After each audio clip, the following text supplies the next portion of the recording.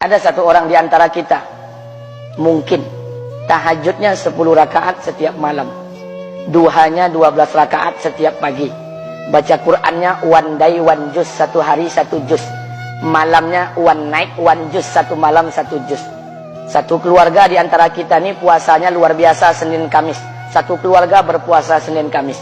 Tak cukup puasa Senin Kamis, dia puasa Nabi Daud. Sehari puasa, sehari tidak, sehari puasa, sehari tidak. Tak cukup dia puasa Nabi Daud, dia puasa-puasa sunnah lainnya. Istrinya nutup aurat dengan sempurna, pakai nikob, pakai cadar, pakai purda, pakai manset, pakai kos kaki. Suaminya 5 waktu ke masjid tak tertinggal takbiratul ula. Anak-anaknya di pondok pesantren hafiz dan hafizah. Tiap pagi berinfak, tak pernah menggunjing orang. Quran terjaga, aurat terjaga, tahajud terjaga, 5 waktu terjaga, duha terjaga, Quran terjaga, puasa terjaga. Sempurna satu keluarga amalnya. Tapi sudah 8 tahun dia tak tengok ayah ibunya. Sudah bertahun-tahun dia tak nyapa kedua orang tuanya. Sudah bertahun-tahun dia tak berhubungan baik dengan ayah ibunya. Sudah berminggu-minggu dia berkelahi dengan ayah ibunya.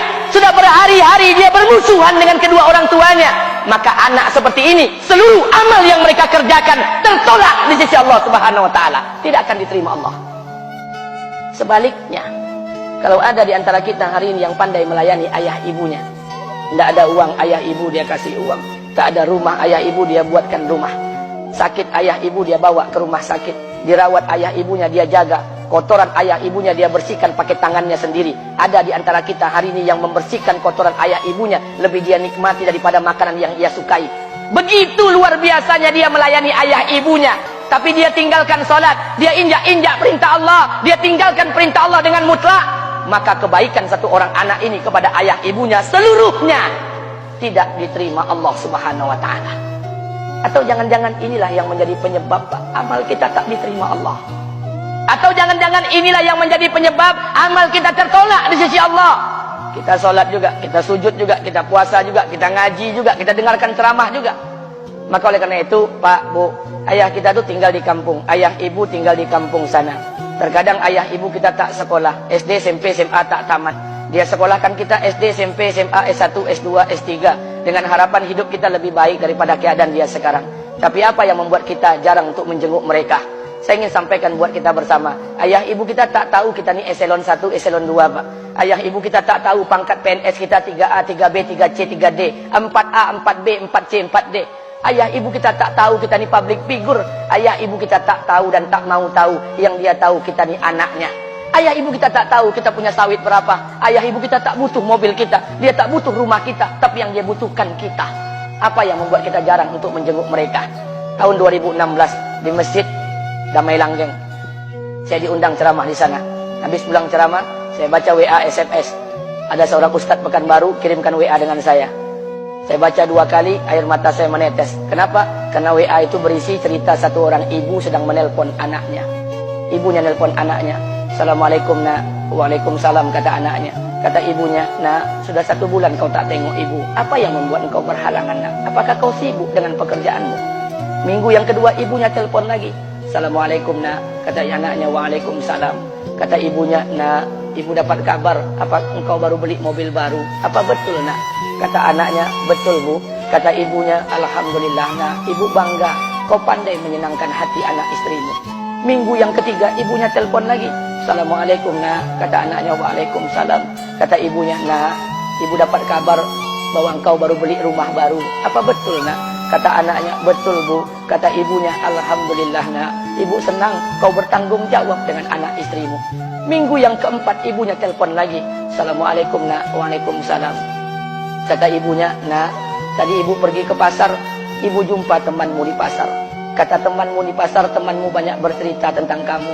Kata temanmu tadi, kamu baru beli anak anjing seharga 40 juta dari negeri Belanda. Apa betul nak? Kata anaknya, betul.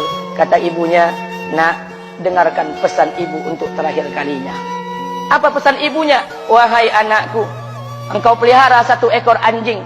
Kau siapkan harga anjing 40 juta. Kau siapkan rumah untuk anjingmu depan rumahmu. Kau jaga anjingmu pagi, siang, dan sore. Kau mandikan anjingmu pagi, siang, dan sore. Kau kasih makan anjingmu pagi, siang, dan sore. Demi Allah nak, dengarkan pesan ibu untuk terakhir kalinya. Apa kata ibunya? Demi Allah nak, demi Allah, Kalau seandainya Allah menciptakan ibu, kalau seandainya Allah menciptakan ibu untuk yang kedua kali di muka bumi ini, nak, demi Allah, ibu tak ingin terlahir sebagai manusia. Ibu ingin lahir sebagai seekor anjing, biar berada depan rumahmu dan melihat wajahmu setiap hari. Ibu kita tak butuh harta kita, Pak. Dia tak butuh uang kita, dia butuh kita. Apa yang membuat kita jarang untuk menjenguk mereka? Pantas hidup kita tidak berkah, pantas rumah tangga kita tidak sakinah, karena hubungan dengan ayah ibu kita rusak selama ini. Masih ada kesempatan, masih yang jauh telepon, yang dekat kunjungi mereka. Demi Allah, kita butuh keberkahan doa mereka. Yang sudah meninggal, ziarahi kuburnya dan doakan mereka.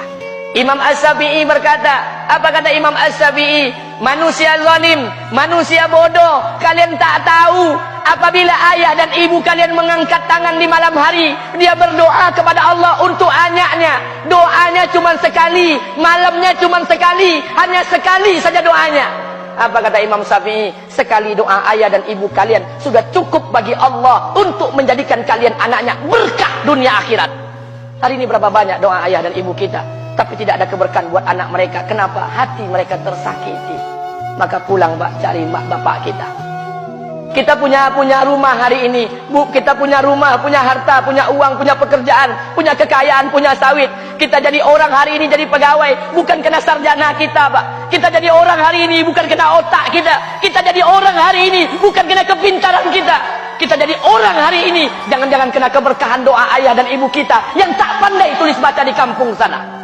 Cari mak bapak kita, Pak. Demi Allah, kita butuh keberkahan doa mereka. Apa guna di kehidupan dunia sementara Allah tidak ridho dengan kehidupan kita? Pantas amal kita tertolak di sisi Allah. Maka pulang ke rumah cari mak dan bapak kita yang masih hidup, duduk bersama mereka. Kalau seandainya kita tak bisa membahagiakan mereka, jangan pernah menyusahkan mereka. Kalau seandainya kita tak bisa membuat mereka tertawa, jangan pernah membuat mereka menangis. Demi Allah, kita hanya punya satu ayah kandung, kita hanya punya satu ibu kandung. Tidak akan ada ayah kandung yang kedua, tidak akan ada ibu kandung yang kedua. Harta kita cuma satu, ayah kita cuma satu, ibu kita cuma satu. Tidak akan ada ayah kandung yang kedua, tidak akan ada ibu kandung yang kedua. Pangkat jabatan bisa dicari, harta bisa diraih, kesempatan membahagiakan ayah dan ibu kita hanya sekali di kehidupan dunia ini, Pak. Pulanglah. Ketika mereka memanggil, tinggalkan istri, tinggalkan pekerjaan, tinggalkan semua proyek kita. Demi Allah, datangi mereka. Kata Nabi, sesaat kalian duduk bersama ayah dan ibu kalian akan mendatangkan keberkahan. Kenapa kalian tidak duduk bersama mereka? Jangan-jangan inilah yang menjadi penyebab amal-amal